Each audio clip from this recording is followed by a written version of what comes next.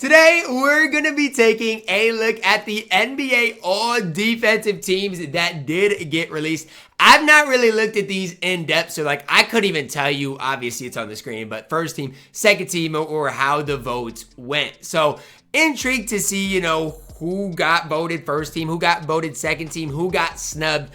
All of those types of things, because I think last year, I thought Jaden McDaniels deserved at least the second team, and I don't think he got it. So, gonna be looking at these, and again, talking a little bit about them, about the voting, and all of those things. So, the first thing we're gonna dive into today is our all-defensive first team. You look at Bam Adebayo, Anthony Davis, Rudy Gobert, Herb Jones, and Victor Wembanyama. Now, the first thing I see is you got a lot of big men. You got AD, Rudy Gobert, Bam, and Victor Wembanyama. All big men, power forward centers, mostly centers. They're on that all defensive first team. Then you got Herb Jones. Okay, I don't have any problems with these per se. I just feel like, again, I don't know, maybe it's just me, but I wish they would do more type of positions, because otherwise it kind of, puts way more value for big men compared to guys like a Herb Jones type of level of player. I think all of these guys are great defensive players. I know, especially when Rudy Gobert won Defensive Player of the Year, there was a lot of talk about how Wemby deserved it. I think Bam's one of the most versatile defenders in the league. I'm intrigued to see who made the second team, though, because, just some guys off the top of my head, I think Alex Caruso, as far as a perimeter defender, is one of the best there is. Obviously, Jaden McDaniels, I think, is up there as well. Those are the first couple of guys that come to my mind when we're talking about the perimeter side of the ball. So, next, going to be looking at the all-defensive second team. I didn't even think about Jrue Holiday, but yes, he 100% deserves it. And it's interesting, right? The first team, you got basically a lot of the big guys. The second team, you got a lot of the guards. So Caruso, Jrue Holiday, Jalen Suggs, Derek White, all of them being relatively guards. And even Jaden McDaniels, way better as a perimeter defender. I'm actually glad Jalen Suggs is getting the respect he deserves. Jrue Holiday, you talk about versatility, guys. He's just as good as guarding the perimeter as he is as guarding the interior. And I'm intrigued to see, who is receiving votes? And that's where we're up next, or for the first and second team. It looks like, okay, Jalen Suggs and Derek White easily made it. I'm kind of surprised, honestly. I think, personally, for me, I think Jrue Holiday is a better defender than Derek White. That's my opinion, and I know Derek White protects the rim. It's kind of crazy, his block numbers are insane. Caruso easily did make it into that second team. And when you look at the first team, Gobert, Wemby, Bam, Herb Jones, AD in that order. All of those guys easily made the first team. It wasn't like there was anybody close. Caruso was somewhat close, but again, those were pretty set in stone. I'm eager to see who is close to making it over Jrue Holiday. The four guys that easily made it were Alex Caruso, Jalen Suggs, Derek White, Jaden McDaniels. Jrue Holiday barely made it with those 36 points. In this graphic, you guys can see I'm zoomed in here a little bit. Lu Dort about made it. Lu Dort had 34 points. Jrue Holiday, 36 points. So that was extremely, extremely close. Kawhi had a lot of votes. Chet, Jared Allen, SGA, Giannis, I think all are great defenders. KCP with 11 votes.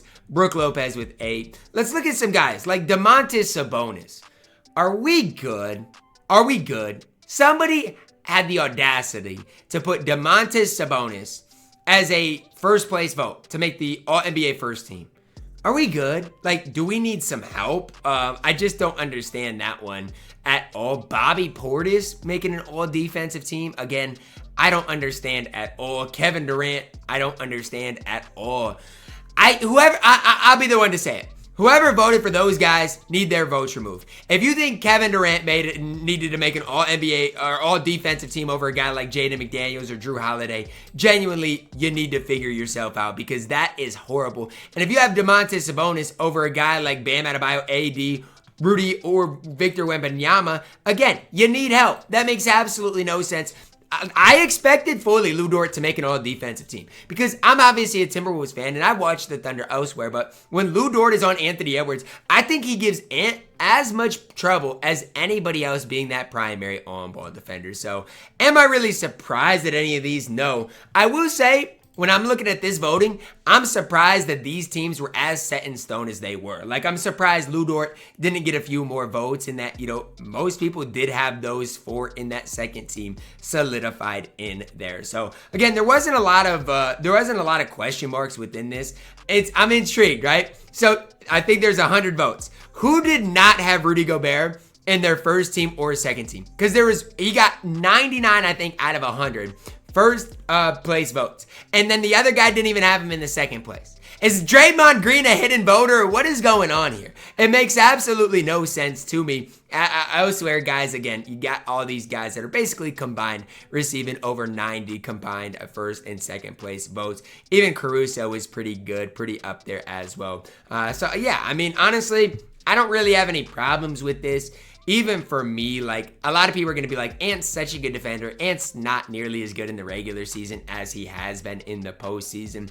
I think Lu Dort, if there is a guy that missed out, definitely deserved it. Like, that'd be the only guy, when I'm looking here at the others receiving votes, that I think probably did maybe deserve the second team. But over Jrue Holiday, I think it's tough because I think Jrue Holiday is that all-world type defender. I'm eager to hear what people think about this. I will say this, when I have watched Jalen Suggs, I've been uber impressed with his defense. And I do think he is one of the best perimeter on-ball defenders in the league. I'm not taking that away from him. I'm just surprised that at the respect he got from this all defensive voting results. But again, why are we voting for Domantas Sabonis? Why are we voting for a Kevin Durant?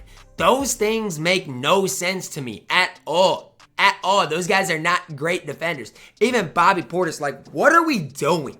You have a vote and you're throwing it away at those types of things.